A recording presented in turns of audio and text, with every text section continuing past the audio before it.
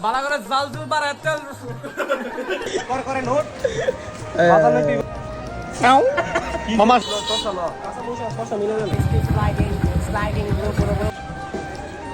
আল্লাহ ভাই বিড়াল তুই আরে বাবা সব 10 টাকা সুর কিনছি 10 টাকা আমি লিখছি 10 টাকা তুই লিখছ। আজ সকালে ঘুম থেকে ওঠার পরে দেখতেছি বাইরের আবহাওয়াটা খুবই দারুণ, ওয়েদারটা জোস ছিল। তাই আমরা প্ল্যান করেছি যে সবাই একসাথে কোথায় যাওয়া যায়, এমন একটি জায়গা যাব যেই জায়গায় কিনা অনেকদিন যাবত যাওয়া হয় না। তো আর কি দেরি না করে গন্তব্যে রওনা দিয়ে দিলাম আমরা সবাই বন্ধুরা মিলে। আজকে আমরা এমন একটি জায়গায় যাব যে জায়গায় কিনা আমরা আগে প্রায় সময় যাইতাম আমাদের সকল বন্ধুদেরকে নিয়ে। আজ সেই বন্ধুরা আমাদের কাছে নেই, সেই জন্য তাদেরকে অনেক মিস করতেছি। আপনারা আবার ভাইবেন না যে আমার সকল বন্ধু বান্ধব মারা গেছে, তারা নিজেদের লাইফ সেটেল করার জন্য প্রবাস জীবনে তারা অনেক কষ্ট করতেছে। এদিক দিয়ে তো দেখতেছি আমার বন্ধুরা কি কিছু চাঁদা টাদা উঠানো শুরু করছে। রাত্রে নাকি ভাবি কিছু টাকা দিয়ে দিছিল আজকে আমাদেরকে নিয়ে এরকম একটা অনুষ্ঠান করার জন্য, তাই রোকে নিয়ে নিতেছে অনেকগুলো মানসামানা। এদিক দিয়ে আমার ধরা দিয়েছে মুরগা জব করার লাগে। আমার জীবনে যে কাজ না করছি এই কাজ আজকে করা লাগতেছে। যাই হোক, আমার বন্ধু বান্ধবের খুশি মানে আমার খুশি। আজকে আমরা মুরগা দিয়ে ভাত খাবো। এদিক দিয়ে আমাদের সাথে একটা হুজুর আছে, এই হুজুরকে বলছিলাম যে মুরগাটা জব করার জন্য। এই হুজুরে বলতেছে হুজুরে নাকি কি সমস্যা আছে, তাই কি সমস্যাটা বুঝতেছি না। এখন আমাদের কিছু কাঁচামাল কিনা লাগবে। কাঁচামাল কিনতে মাই পড়ছি একবারে ঢাকা কারণ বাজার। কারণ বাজারে শসা কিনতেছি 50 টাকা কেজি, ভরে কিনছিলাম যে 100 টাকা কেজি। তাই আমরা 100 টাকা ভাড়া দিয়ে 50 টাকা বাঁচাতাম। কারণ বাজারে 1 কেজি শসা কিনছি। জীবনে একটু হিসাব করে না চললে জীবনে কত কিছু লস হইব তা আমরা জানি না, কিন্তু এক কাপ চা খাই লেগেছে 30 টাকা দিয়ে। আমার বন্ধু আমি আর রকি 50 টাকা বাঁচাতাম গিয়ে ঢাকা গেছি শসা আনবার লাগে, আর তুমি 30 টাকা কাপ চা খাই লেগেছ। একটু পরে এটার ভাবে কত জানে কত চাল। তুমি একলা আমরা দেয়া সবাই দেয়া খাইতেছ, সমস্যা নাই। তোমার কই নিয়ে আটকামো ময়নার ছন্দ, এটা তুমি একটু পরে বুঝবা। আমার দেওবা না দেও, এই ছেলেটার একটু দিতে, এই ছেলেটা এই তেমের মতো বয়ে লইছে। এরপরে তোমার একটু মায়া লাগলো না কি লেগে, এইটাই আমি বুঝতেছি না। যাই হোক, আমরা আমাদের গন্তব্যে সবকিছু নিয়ে রওনা দিয়ে আসো যাই। বিশ্বাস করবেন কিনা জানি না, যত সময় যেতেছে তত আবহাওয়াটা চেঞ্জ হইতেছে, আরো ভালো লাগতেছে। আশপাশের গাছ গোছ বৃষ্টিতে ভেজা ভেজা পাতায় সবকিছু সুন্দর লাগতেছে। আপনাদেরকে তো বলা হলো না আমরা কোথায় যাচ্ছি। আপনারা যদি রাস্তাঘাট দেখে চিনে থাকেন তাহলে অবশ্যই কমেন্ট করে জানাবেন যে আমরা কোথায় যাচ্ছি। রাস্তাটা হয়তো বা একটু ভাঙাচোরা, কিন্তু আবহাওয়ার কারণে বৃষ্টি থাকার কারণে আমরা যত যাচ্ছি ততই ফিল পাচ্ছি।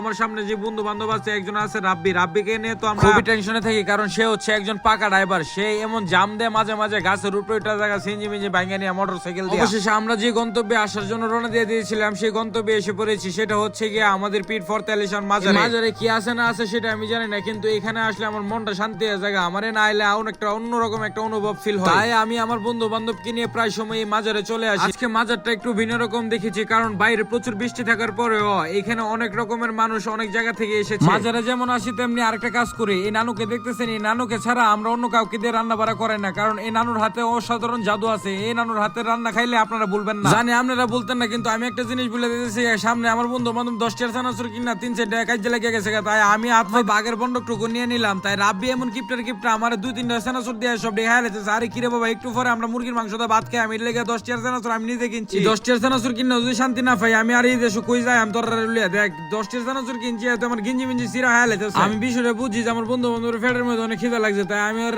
লেগে গেলাম একটা রেস্টুরেন্টে খাওয়ানোর জন্য। কিন্তু রেস্টুরেন্টে বসার পরে যা যা হয়েছে আপনারা শুনলে অবাক হয়ে যাবেন। তা আপনার মধ্যে আমি তুলে ধরবো। আমার বন্ধুরা কি কইতেছে খাউন টাউন পরে আগে আমার 2-3টা ছবি উঠে দেয়, তারপরে আমি ভিডিও অপশন চালু করে আমি কইতেছি নতুন পোস্টলা আমি নতুন ক্লিক করে দেই। দেন তারপর অবস্থা আমার বন্ধু রাকিব আর রাব্বিয়া প্ল্যান করছে যে লিপুর দাম যেহেতু এতটা বেশি, এর লিগে কি করবো, লিপু ফাতা জানি মাংসের মধ্যে রান্না দিয়ে দিব। এই ফাতা দেওয়ার পরে আমরা তরকারিটা এমন একটা সুগ্রান বাড়াইছে যে সুগ্রান নাকি আমরা হইঙ্গা কইতেছি কোন সময় জানি ওই ডেকডুক নামাইবো না নিয়ে আমরা কোন সময় তাড়াতাড়ি করে খাবো। আমার লগে এমন মানুষ আছে যে মানুষগুলার নাকি দেখলে কোন দিত না, হেরা যে 3 দিন ধরে আনা খাওয়া। এরা ক্ষুধার্ত জীবন দেয়। আমার কাছে অনেক কিছু মনে হইছে যে এরা কোন সময় খাইবো। আমি নানিরে কইছি, নানি আধা মাথা তাড়াতাড়ি তুলে লয়ে পরে। নানি আমার কথা মতো আধা মাথা গোস্ত হইছে না হইছে তাড়াতাড়ি করে তুলে লয়ে পড়ছে, কারণ অভাব বাড়া দেন কি সুন্দর করে ডেকোরেট ফ্রাই করতেছে জুইলাম বাইরে। ভাই আর 5টা মিনিট যদি চুলার মধ্যে একটা থাকতো তাহলে মনে হইতো না আনা খাওয়া মরে যাইলে গেলে এনো ভাত আর তরকারি দিকে আর সহ্য হইতেছে না। তাড়াতাড়ি করে সামিজ মামিজ লয়ে রকিয়া বাড়ানি শুরু করছে। আমি হেরে কি কইম, আমার নিজের কথা কইলে কি, আমি একদিন আগে ভাত খাওয়া ছেড়ে দিয়েছিলাম যে আমি মুরগার মাংস দিয়ে মাজারে গিয়ে ভাত খাবো, এই উছিলাটা। এই ভিডিওটি করার উদ্দেশ্যে আমরা বন্ধু বান্ধব অনেকদিন পরে একসাথে হইছি, তাই আমরা মাজারে আসছি একসাথে আনন্দ উল্লাস করছি। চাই আপনাদের মাঝে এগুলো তুলে ধরলাম। ভিডিওটি ভালো লাগলে অবশ্যই শেয়ার করে দেবেন, কমেন্ট করবেন, লাইক করবেন। আর এই মাজারে যারা আসেন অবশ্যই কমেন্ট করে জানাবেন যে এই মাজারটা কোথায় এবং মাজারটা কেমন লাগে আপনাদের মাঝে। আর আমি স্পেশালিটি ভাবে আমি আমার বন্ধু বান্ধব যারা বিদেশ আছে, যারা আমাদের সাথে আগে